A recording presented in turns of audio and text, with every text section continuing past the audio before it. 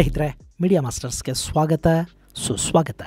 ಗೆಳೆಯರೆ, ಅದು ಏಷ್ಯಾದಲ್ಲಿನ ಏಕೈಕ ಕ್ರಿಶ್ಚಿಯನ್ ಮೆಜಾರಿಟಿಯ ದೇಶ. ಅದು ಜಗತ್ತಲ್ಲೇ ಅತಿ ಹೆಚ್ಚು ತೆಂಗನ್ನು ಉತ್ಪಾದಿಸುವ 2ನೇ ದೇಶ. ಅಲ್ಲಿ ಅಸಂಖ್ಯಾತ ದ್ವೀಪಗಳಿವೆ. ನೈಸರ್ಗಿಕ ಸಂಪನ್ಮೂಲ ಅಲ್ಲಿ ಕಾಲು ಮುರುಕೊಂಡು ಬಿದ್ದಿದೆ. ಆ ದೇಶದ ಸಮುದ್ರ ವ್ಯಾಪ್ತಿಯಲ್ಲಿರೋ ತೈಲವನ್ನು ಕದಿಯೋದಕ್ಕೆ ಚೈನಾ ಪ್ರಯತ್ನವನ್ನು ಮಾಡ್ತಲೇ ಇರುತ್ತೆ. ಚೈನಾದ ಅಗ್ರೆಷನ್ ಅನ್ನು ತಡೆಯೋದಕ್ಕೆ ಅಂತಲೇ ಆ ದೇಶ ಈಗ ಭಾರತದಿಂದ ಬ್ರಹ್ಮೋಸ್ಗಳನ್ನು ಖರೀದಿ ಮಾಡ್ತಾ ಇದೆ. ಭಾರತ ಮತ್ತು ರಷ್ಯಾ ಜಂಟಿಯಾಗಿ ನಿರ್ಮಾಣ ಮಾಡಿರುವ ಬ್ರಹ್ಮೋಸ್ಗಳಿಗೆ ಆ ದೇಶ ಮೊದಲ ವಿದೇಶಿ ಖರೀದಿದಾರ ಅನ್ನಿಸ್ಕೊಳ್ತಾ ಇದೆ. ಇಂಥ ದೇಶದಲ್ಲಿ ಈಗ ಭೂಕಂಪನದ ಅನುಭವ. ಮೊದಲಿಗೆ 6.9ರ ತೀವ್ರತೆಯಲ್ಲಿ ನಡುಗಿದ್ದ ಭೂಮಿ ಆ ಬಳಿಕ 7.4ರ ತೀವ್ರತೆಯಲ್ಲಿ ಕಂಪಿಸಿದೆ. ಅಕ್ಟೋಬರ್ 10 ಶುಕ್ರವಾರ ನಡೆದ ಈ ಕಂಪನದಲ್ಲಿ 50ಕ್ಕೂ ಹೆಚ್ಚು ಮಂದಿ ಬಲಿಯಾಗಿದ್ದಾರೆ. ಫಿಲಿಪೀನ್ಸ್ ಟ್ರಂಚ್ ಅಲ್ಲಿ ಕಾಣಿಸಿಕೊಂಡ ಫಾಲ್ಟ್ ನಿಂದ ಈ ಕಂಪನ ಆಗಿದೆ ಅಂತ ಹೇಳ್ತಾ ಇದ್ದಾರೆ. ಹಾಗಾದ್ರೆ ಅಷ್ಟೊಂದು ದೊಡ್ಡ ಪ್ರಮಾಣದಲ್ಲಿ ಭೂಕಂಪನ ಆದರೂ ಕೂಡ ಅಲ್ಲಿ ಸಾವಿನ ಪ್ರಮಾಣ ಕಡಿಮೆ ಇರೋದು ಯಾಕೆ? ಈ ಫಿಲಿಪೀನ್ಸ್ನ ವಿಶೇಷ ಏನು ಅನ್ನೋದ್ರ ಬಗ್ಗೆ ಒಂದಷ್ಟು ಮಾಹಿತಿಯನ್ನ ನಾವಿಲ್ಲಿ ನೋಡೋಣ. ಫಿಲಿಪೀನ್ಸ್ ಅದೊಂದು ದ್ವೀಪ ರಾಷ್ಟ್ರ. ಅಲ್ಲಿ ಸುಮಾರು 7,641 ದ್ವೀಪಗಳಿವೆ. ಅವುಗಳ ಒಟ್ಟು ವಿಸ್ತೀರ್ಣ 3 ಲಕ್ಷ ಚದರ ಕಿಲೋಮೀಟರ್ ಅಂತ ಹೇಳ್ತಾರೆ.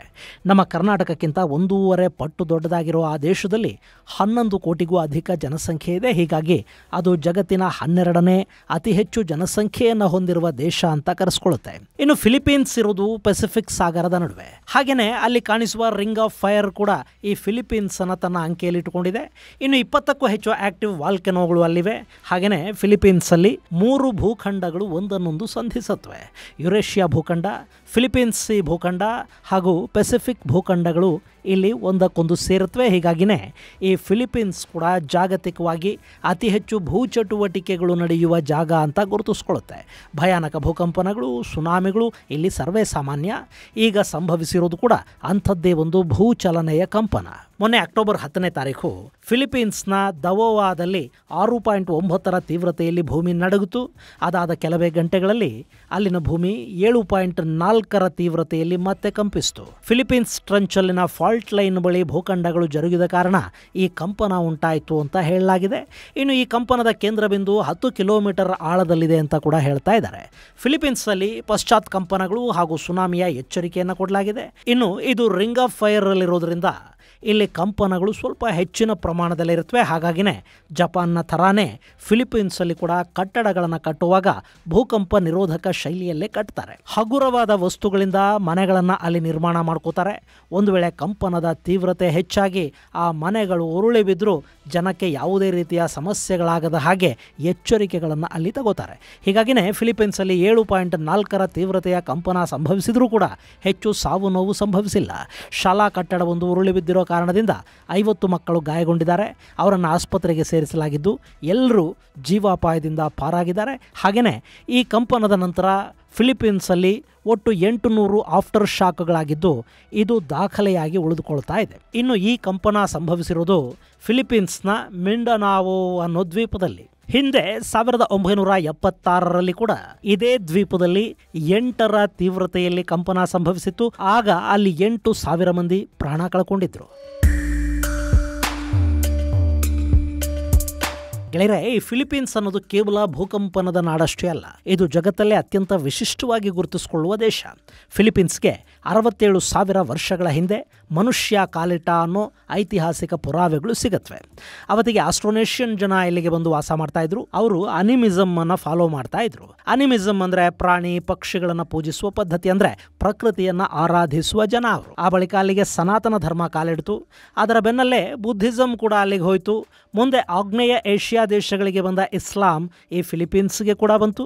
ಹಾಗೆಯೇ ಚೈನಾದ ತಂಗ್ ಹಾಗೂ ಸಂಗ್ ಸಾಮ್ರಾಜ್ಯಗಳ ಕಾಲದಲ್ಲಿ ಇಲ್ಲಿಗೆ ಸಾಕಷ್ಟು ಚೀನಿಯರು ಬಂದು ನೆಲೆಸಿದರು. ಇನ್ನು 16ನೇ ಶತಮಾನದ ಪ್ರಾರಂಭದಲ್ಲಿ ಅಲ್ಲಿಗೆ ಸ್ಪೇನ್ನ ವರ್ತಕರು ಬರ್ತಾರೆ. ಆ ಬಳಿಕ ಅದು ಸ್ಪೇನ್ನ ವಸಾಹತುವಾಗಿ ಬದಲಾಗುತ್ತೆ. ಇನ್ನು ಇವತ್ತು ಫಿಲಿಪೀನ್ಸ್ ಅಂತ ಕರೆಸಿಕೊಳ್ಳುವ ಈ ಭೂಪ್ರದೇಶಕ್ಕೆ ಮೊದಲು ಕಾಲಿಟ್ಟ ಯುರೋಪಿಯನ್ ಅನ್ವೇಷಕ ಫೆರ್ಡಿನಂಡ್ ಮೆಗಲನ್ ಅಂತ ಹೇಳ್ತಾರೆ. ಇನ್ನು ಈ ಫಿಲಿಪೀನ್ಸ್ ಅನ್ನೋ ಹೆಸರಿದೆಯಲ್ಲ, ಅದರ ಮೂಲ ಸ್ಪೇನ್ನ ರಾಜ 2ನೇ ಫಿಲಿಪ್ನ ಹೆಸರು. ಈ ದ್ವೀಪಕ್ಕೆ ಬಂದ ಸ್ಪೇನ್ನ ನಾವಿಕ ಲೂಯಿ ಲೋಪೆಜ್ ಡಿವಿಲಾ ಲೋಬೆಸ್ ಇದನ್ನ ಲಾಸ್ ಇಸ್ಲಾಸ್ ಫಿಲಿಪಿನಾಸ್ ಅಂತ ಕರೆದ. ತನ್ನ ರಾಜ 2ನೇ ಫಿಲಿಪ್ನ ನೆನಪಲ್ಲಿ ಈ ಭೂಪ್ರದೇಶಕ್ಕೆ ಅವನು ಫಿಲಿಪಿನಾಸ್ ಅನ್ನೋ ಹೆಸರನ್ನ ಕೊಟ್ಟ. ಅದೇ ಹೆಸರೇ ಇವತ್ತಿಗೂ ಉಳ್ಕೊಂಡಿದೆ. ಇನ್ನು ಇದು ಸ್ಪೇನ್ನ ವಸಾಹತಾದ ನಂತರ ಇಲ್ಲಿಗೆ ಕ್ಯಾಥೋಲಿಕರು ಬರೋದಕ್ಕೆ ಶುರು ಮಾಡಿದ್ರು. ಅವರು ತಮ್ಮ ಮತ ಪ್ರಚಾರವನ್ನ ಹೆಚ್ಚು ಮಾಡ್ತಾ ಹೋದ್ರು. ಹೀಗಾಗಿ ಇಲ್ಲಿನ ಬಹುತೇಕ ಜನ ಕ್ಯಾಥೋಲಿಕ್ ಕ್ರೈಸ್ತರಾಗಿ ಮತಾಂತರಗೊಂಡ್ರು. ಇನ್ನು ಮನಿಲಾ ಟ್ರಾನ್ಸ್ ಪೆಸಿಫಿಕ್ ಟ್ರೇಡ್ ನ ಮುಖ್ಯ ನೆಲೆ ಆಯಿತು. 1896ರವರೆಗೆ ಇಲ್ಲಿ ಸ್ಪೇನ್ ತನ್ನ ಸಾರ್ವಭೌಮತ್ವವನ್ನು ಮೆರಿತಾಯಿತು. ಆ ಬಳಿಕ ಫಿಲಿಪೀನ್ಸ್ ಅಲ್ಲಿ ಸ್ಪೇನ್ನ ವಿರುದ್ಧ ಸ್ವಾತಂತ್ರ್ಯಕ್ಕಾಗಿ ಹೋರಾಟ ಶುರುವಾಯಿತು. ಆ ಸಂದರ್ಭದಲ್ಲಿ ಇದೆಲ್ಲ ತಲೆನೋವು ಬೇಡ ಅಂದ್ಕೊಂಡ ಸ್ಪೇನ್ ಇಡೀ ಫಿಲಿಪೀನ್ಸ್ ಅನ್ನ 1898ರಲ್ಲಿ ಅಮೆರಿಕಾಗೆ ಮಾರಿಬಿಡ್ತು. ಇದಾದ್ಮೇಲೆ ಫಿಲಿಪೀನ್ಸ್ನ ಜನ ಅಮೆರಿಕ ಜೊತೆ ಸಂಘರ್ಷಕ್ಕಿಳಿದ್ರು. 2ನೇ ಮಹಾಯುದ್ಧದ ಸಂದರ್ಭದಲ್ಲಿ ಫಿಲಿಪೀನ್ಸ್ ಅನ್ನ ಜಪಾನ್ ಆಕ್ರಮಿಸಿಕೊಳ್ಳುವವರೆಗೆ ಇದು ಅಮೆರಿಕಾದ ಹಿಡಿತದಲ್ಲೇ ಇತ್ತು. ಹಾಗೆಯೇ 2ನೇ ಮಹಾಯುದ್ಧದ ನಂತರ 1946ರಲ್ಲಿ ಸ್ವತಂತ್ರ ದೇಶವಾಗಿ ಇದು ಗುರುತಿಸ್ಕೊಳ್ತು.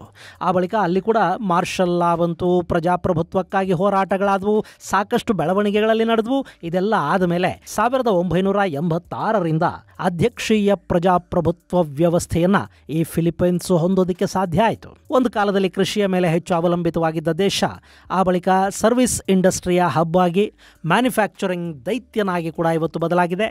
ಇಂಥ ಫಿಲಿಪೈನ್ಸ್ ಅಲ್ಲಿ ಸಾಕಷ್ಟು ವಿಶೇಷಗಳು ಕೂಡ ಇವೆ.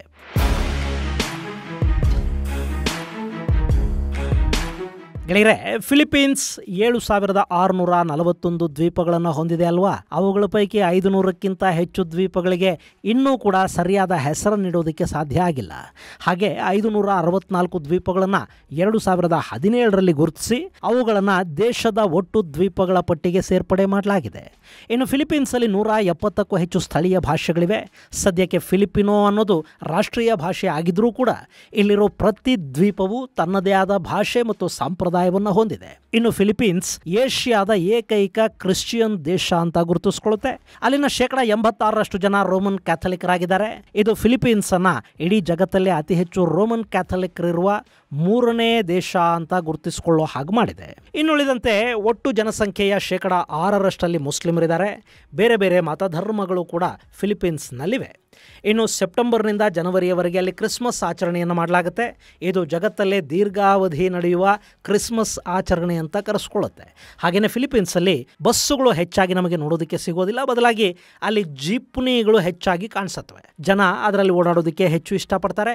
ಇಲ್ಲಿ ಜೀಪ್ನಿ ಅಂದರೆ ಜೀಪುಗಳ ಹಾಗೆ ಇರುವ ಇನ್ನಷ್ಟು ದೊಡ್ಡ ವಾಹನ. ಹಾಗೆ ಈ ಫಿಲಿಪೀನ್ಸ್ನ ಜನಕ್ಕೆ ಒಂದಷ್ಟು ವಿಚಿತ್ರ ನಂಬಿಕೆಗಳು ಕೂಡ ಇವೆ. ನಾನವನ್ನ ಮೂಢನಂಬಿಕೆಗಳು ಅಂತ ಕರೆಯೋದಿಲ್ಲ. ಅವು ನಮಗೆ ವಿಚಿತ್ರ ಅನ್ನಿಸೋ ಥರದ ನಂಬಿಕೆಗಳಷ್ಟೇ. ಅವರು ಮಾಡೋ ಕೆಲಸಗಳ ಸಂದರ್ಭದಲ್ಲಿ ಕೂಡ ಆ ನಂಬಿಕೆಗಳಿಗೆ ಹೆಚ್ಚು ಮಹತ್ವವನ್ನು ಅವರು ಕೊಡ್ತಾ ಹೋಗ್ತಾರೆ. ಇನ್ನು ಇಲ್ಲಿ ವಿಶ್ವದ ಅತಿದೊಡ್ಡ ಮುತ್ತು ಸಿಕ್ಕಿದೆ. ಇಲ್ಲಿನ ಪಲಾವಾನ್ ದ್ವೀಪ ಸಮೂಹದಲ್ಲಿ ಕಂಡುಬಂದ ಈ ಮುತ್ತು 75 ಪೌಂಡ್ ತೂಕ ಇದ್ದು $100 ಮಿಲಿಯನ್ ಮೌಲ್ಯವನ್ನು ಹೊಂದಿದೆ ಮತ್ತು ಜಗತ್ತಿನ ಅತಿ ಹೆಚ್ಚು ಬೆಲೆಯ ಮುತ್ತು ಅಂತ ಕೂಡ ಇದು ಗುರುತಿಸಿಕೊಂಡಿದೆ. ಹಾಗೆಯೇ ಫಿಲಿಪೀನ್ಸ್ ವಿಶ್ವದ 5ನೇ ಅತಿದೊಡ್ಡ ಇಂಗ್ಲಿಷ್ ಮಾತನಾಡುವ ದೇಶ ಅಂತ ಕೂಡ ಕರೆಸ್ಕೊಳ್ಳುತ್ತೆ. ಹೀಗಾಗಿ ಪ್ರವಾಸಿಗರಿಗೆ ಇಲ್ಲಿನ ಸ್ಥಳೀಯರೊಂದಿಗೆ ಸಂವಹನ ತುಂಬ ಕಷ್ಟ ಏನಾಗೋದಿಲ್ಲ. ಹಾಗೆ ಇದು ವಿಶ್ವದ ಅತಿದೊಡ್ಡ ನರ್ಸುಗಳ ಪೂರೈಕೆಯ ದೇಶ ಕೂಡ. ಅಮೆರಿಕಾದ 25% ನರ್ಸುಗಳು ಫಿಲಿಪಿನೋ ಮೂಲದವರೇ ಆಗಿರ್ತಾರೆ. ನಮ್ಮ ಕೇರಳ ಹೇಗೆ ಹೆಚ್ಚು ನರ್ಸ್ಗಳನ್ನು ಸರಬರಾಜು ಮಾಡುತ್ತೋ ಹಾಗೆ ಫಿಲಿಪೀನ್ಸ್ ಕೂಡ ಜಗತ್ತಿಗೆ ಅತಿ ಹೆಚ್ಚು ನರ್ಸ್ಗಳನ್ನು ಕೊಡ್ತಾ ಇದೆ. ಇನ್ನು ಇಲ್ಲಿನ ಒಟ್ಟು ಜನಸಂಖ್ಯೆಯ 11% ಜನ ಕೆಲಸಗಳಿಗಾಗಿ ವಿದೇಶಗಳಿಗೆ ಹೋಗ್ತಾರೆ ಅನ್ನೋ ವರದಿ ಕೂಡ ಇದೆ. ಇನ್ನು ಫಿಲಿಪೀನ್ಸ್ ವಿಶ್ವದ 2ನೇ ಅತಿದೊಡ್ಡ ತೆಂಗು ಉತ್ಪನ್ನಗಳ ರಫ್ತುದಾರ ದೇಶ.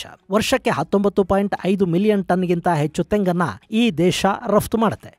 ಈ ಪಟ್ಟಿಯಲ್ಲಿ ಮೊದಲ ಸ್ಥಾನದಲ್ಲಿ ಇಂಡೋನೇಷ್ಯಾ ಇದೆ, 2ನೇ ಸ್ಥಾನದಲ್ಲಿ ಫಿಲಿಪೀನ್ಸ್ ಇದ್ರೆ 3ನೇ ಸ್ಥಾನ ಭಾರತಕ್ಕೆ ಸಿಕ್ಕಿದೆ, 4ನೇ ಸ್ಥಾನದಲ್ಲಿ ಬ್ರೆಜಿಲ್ ಇದೆ. ಫಿಲಿಪೈನ್ಸಲ್ಲಿ ತೆಂಗನ್ನು ಬೂಕೋ ಅಂತ ಕರೀತಾರೆ. ಇನ್ನು ಈ ಜನ ತುಂಬ ಸಭ್ಯರು ಅಂತ ಹೇಳಲಾಗುತ್ತೆ. ಅವರು ಹಿರಿಯರಿಗೆ ಅತಿ ಹೆಚ್ಚು ಗೌರವವನ್ನು ಕೊಡ್ತಾರಂತೆ. ಮ್ಯಾಮ್, ಸರ್, ಆಟೆ, ಕುಯಾ, ಫೋ ಮತ್ತು ಓಪೋ ಎಂಬ ಪದಗಳು ಅಲ್ಲಿ ಗೌರವ ಸೂಚಕ ಪದಗಳು ಅಂತ ಹೇಳಲಾಗತ್ತೆ. ಇನ್ನು ಫಿಲಿಪೀನ್ಸಲ್ಲಿ ಟೆಕ್ಸ್ಟ್ ಮೆಸೇಜ್ಗಳಿಗೆ ಮಹತ್ವ ಹೆಚ್ಚು. ಅಲ್ಲಿನ ಜನ ತಮ್ಮ ಜೀವನದಲ್ಲಿ ಮುಖ್ಯವಾದವರನ್ನು ಪ್ರತಿದಿನ ಟಚ್ಚಲ್ಲಿ ಇಟ್ಕೋಬೇಕು ಅಂತ ಬಯಸ್ತಾರೆ. ಹೀಗಾಗಿ ಪ್ರತಿನಿತ್ಯ 40 ಕೋಟಿ ಮೆಸೇಜುಗಳು ಅಲ್ಲಿ ಎಕ್ಸ್ಚೇಂಜ್ ಆಗುತ್ತವಂತೆ. ಹಾಗೆ ಜಗತ್ತಿನ ಅತಿದೊಡ್ಡ ಮಾಲುಗಳು ಕೂಡ ಇಲ್ಲೇ ಇವೆ ಅಂತ ಹೇಳ್ತಾರೆ. ಇನ್ನಿಲ್ಲಿನ ಜನರಿಗೆ ಅಕ್ಕಿ ಮೇಲೆ ಪ್ರೀತಿ ಹೆಚ್ಚು. ನೆಂಟರ ಬಗ್ಗೆ ಎಷ್ಟು ಪ್ರೀತಿ ಇದೆಯೋ ನಂಗೆ ಗೊತ್ತಿಲ್ಲ.